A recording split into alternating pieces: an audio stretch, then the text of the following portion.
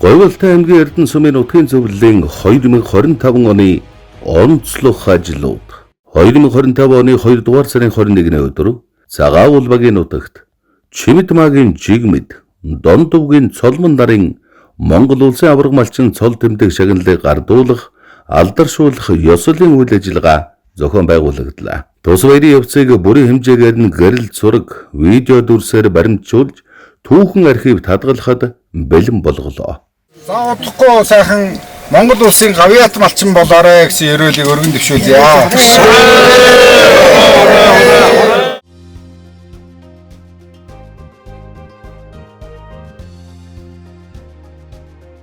Тэргүүлэгчдийн ээлжид турлаар Цэдэн дамбын отхон баган дарга 100 жилийн ойн баяр наадмын санхүүгийн нэгдсэн тайлан болон Эрдэнэ нутгийн 100 эрхэм төслийн ажлын гүйцэтгэл үр дүнгээ тэргүүлэгчдэд дэлгэрэнгүй танилцууллаа.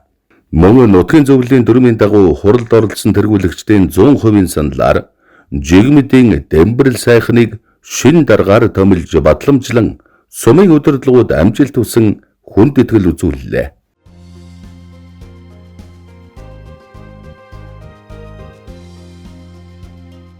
Нутгийн соёлын өвийг түгээ дэлгэрүүлэх иргэдийн эв нэгдлийг хангах зорилтын хүрээнд Эрдэнэ сумын иргэдийн төлөөлөгчдийн хурал засаг даргын давгын газартай хамтран Эрдэнийн их бэлэгшээл сар шинийн золголтыг амжилттай зохион байгууллаа.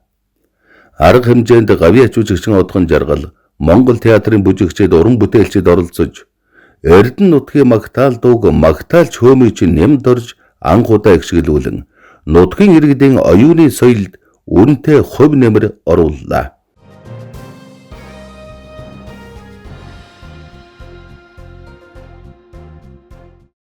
Цэргийн гавьяаны одонтой Говьолтой аймгийн Эрдэнэ сумын хамгийн өндөр настан Эрдэнэ хотод энх тунх амьдран суугаа цог балдангийн долгор гуйд нутгийн зөвлөлийн дарга сумын удирдлагууд биечлэн очиж амар мэндийн мэдэн гарын бэлэг гардуулан хүнд итгэл үзүүллээ.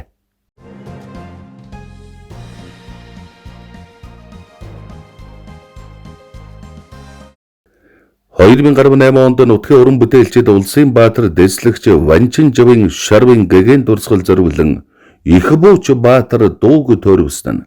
Залуу хойч үедээ эх оронч үзэл төлөвшүүлэхэд үнэтэй хувь нэмэр оруулсан юм. Цэргийн нэрт зүтгэлтэн хошууч генерал Хожигрын лавгсүрэн дээрх түүхэн бүтээлийг дурсжуулах ажлыг дэмжин ажилласан нь уг бүтээлийн чанар агуулгыг илүү үн цэнтэй болгож байна.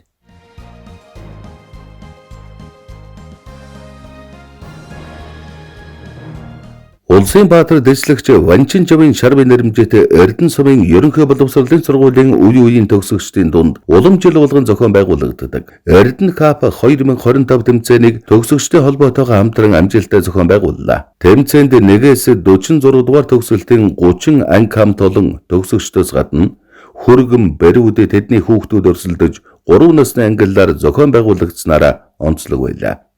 2 өдрийн турш үргэлжилсэн тус тэмцээн нь нутгийн иргэдийн эв нэгдэл хамтын ажиллагааг бэхжүүлсэн түүх сургуулийнхаа нэр хүндийг өсгсөн өндөр хэмжээний үйл ажиллагаа боллоо.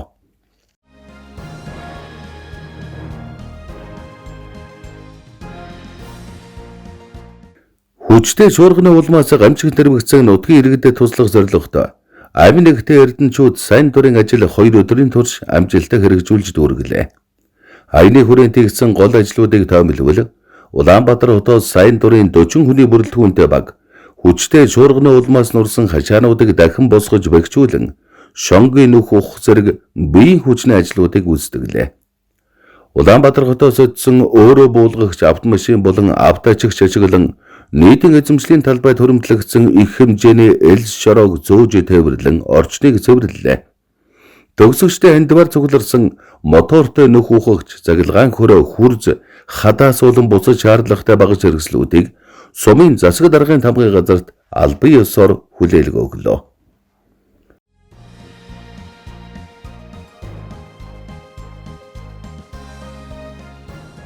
Нутгийн зөвлөлийн мөнгө хөрөнгөөр гамшигт нэрвэгцсэн малчин өрхүүдэд 600 буудлын ногоон өвс 440 буудлын ногоон тэжээлийг худалдаа авч Дундгов аймгаас тээвэрлэн хүргэж тусламжийн хүрээнд дэмжлэг үзүүлэн ажиллалаа.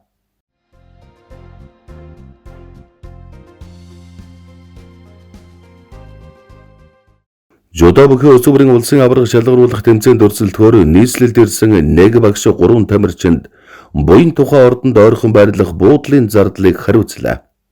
Эмэгтэйчүүдийн ангиллын нэмэх 40 кг-ын жингийн наран солонгон барилдааны бичлэгийг тоомлон Монголын жодо бүхий холбооны пэйжээр дамжуулан олон нийтэд түгээх ажлыг гүйцэтгэлээ.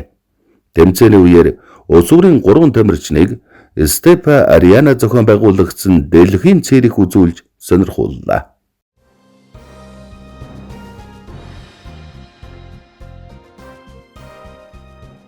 Нутгийн зөвлөлийн дарга жигмэдийн Дэмбэр сайхан аймгийн алдарт туяач Бэгд Сүрэнгийн ган тулга нарын ивентэд гэж өөрсдөө нутагтаа хүрэлцэн очиж мандал толгой овоонд мандал өргөх, жинсрэг цутгах шашин соёлын арга хэмжээг засаг даргын тавгын газартай хамтран зохион байгууллаа.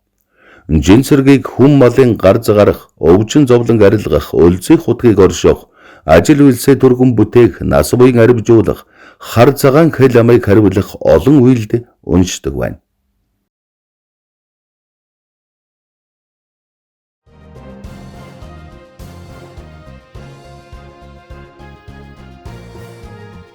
Хан тайшир бүхийн дэвжээнээс зохион байгуулсан Алтай бэцэрэг наадам арга хэмжээний үеэр манай байгууллагаас 2 асар болон үйл ажиллагааны зардалд 3 сая төгрөгийн санхүүгийн дэмжлэг үзүүллээ. Наадмын өсвөрийн барилдаанд 1000 км замыг туулан ирсэн Сумьябазар төрүүлж, үндсэн барилдаанд аймгийн арслан Бомбаяр шөвгөрөн шалгарлаа.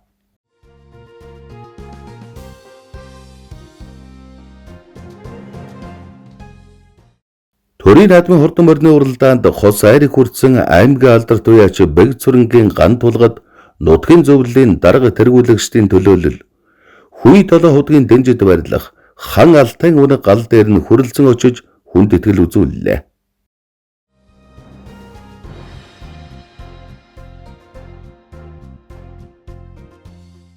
Булгар улсын Албаны хотод зохион байгуулагдсан 2025 оны гар барилдааны дэлхийн аварга шалгаруулах тэмцээнд эх орноо төлөөлөн анхудаа оролцсон Монголын шилдэг гар барилдаанч анхны эмэгтэй спортын мастер Минжин Сорын мандатын хураамжийг шийдвэрлэж, онгоцны зардлаас мөнгөн тусалцааг Эрдэнэ сумын засаг даргын тамгын газартай хамтран үзүүллээ.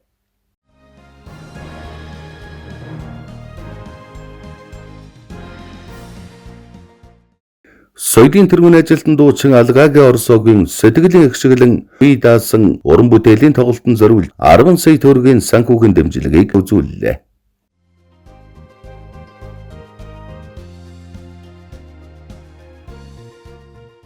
Бүгд найрамдах Монгол Ард улсын аварга төвөрчин Сумын зан Хорлогын зэхүү, улсын аварга сайлчин Цэрэн долгорын хүү, нарны хурд галын үүсгэн байгуулагч Наран гэрэлдээ хүнд итгэл үзүүлэхээр нутгийн зөвлөлийн бүрэлдэхүүн Төв аймгийн Борнуур суманд байрлах үржүүлгийн байран дээр нь очиж уулзсан хүнд итгэл үзүүллээ.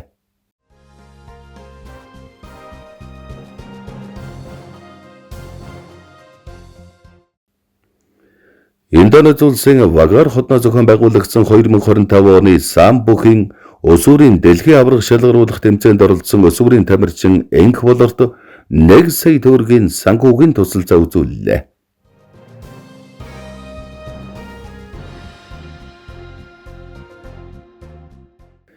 Эх орныхоо хил хязгаарын түүхэн болон байгалийн өв соёл эрэлхэ хэлчдийн гавья, эр зургийг таниулах, эх нутгийн бахархлыг сэргээж иргэдийн танин мэдхэн хүрээг өргөжүүлэх зорилготой аяллаа бүрэлдэхүүнд нутгийн зөвлөлийнхэн багтаж 2025 оны 10 дугаар сарын 6-наас 10-ны өдрүүдэд амжилттай зохион байгуулагдлаа. Аяллаа үеэр 2023 онд Чингис бог дуулнаас олдсон Эрдэнэ амьтны чулуутсан чөмгөний ясан олдврыг бүрэн бүтэн авчран соёлын төвд хүлээлгэж өглөө.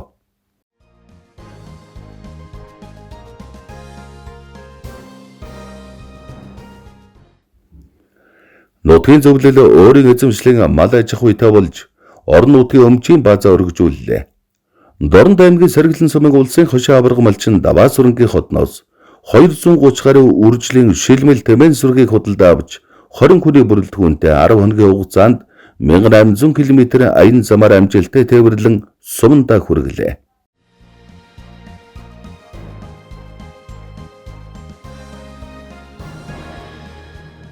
Бөөр шилжүүлэн суулгуулах шаардлагатай болсон нутгийн хүс ухаатарын эмчилгээний хандивын аянд нэгдэж зардалд 1 сая төгрөг хандивлаж аяныг эхлүүлэн түүнтэй ярилцлага хийж захимаар олон нийтэд түгээх ажлыг гүйцэтгэлээ.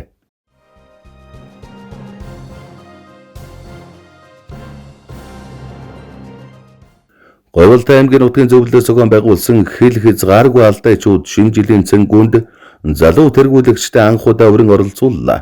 Зочдын ширээнээс 3 азтан тодорлоо.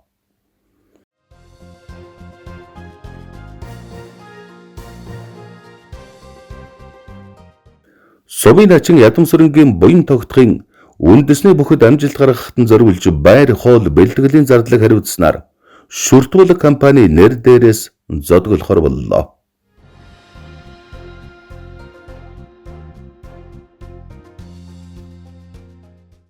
Монгол Улсын их сургуулийн нүүдэлчдийн археологийн судалгааны хүрээлэнгийн судлаач багш доктор Идэр Хангай, Москвагийн PRSTI лабораторийн үүсгэн байгуулагч Свойский нарын судалгааны багийг цагаан уулын агуйн хан дахь зосон зургийн дурсгалыг фотограмметрийн баримтжуулалтын ажлыг хэрэгжүүлэхээр боллоо. Баримтжуулалтын үр дүнд хүний нүдэнд үзэгдэх бүдгэрсэн зосон зургийг илрүүлж болдог. Ингэснээр цаг хугацааны явцад бүдгэрж байгаа түүхэн дурсгалыг дижитал хэлбэрээр мөнгөлөн үлдээх боломж бүрддэг байна.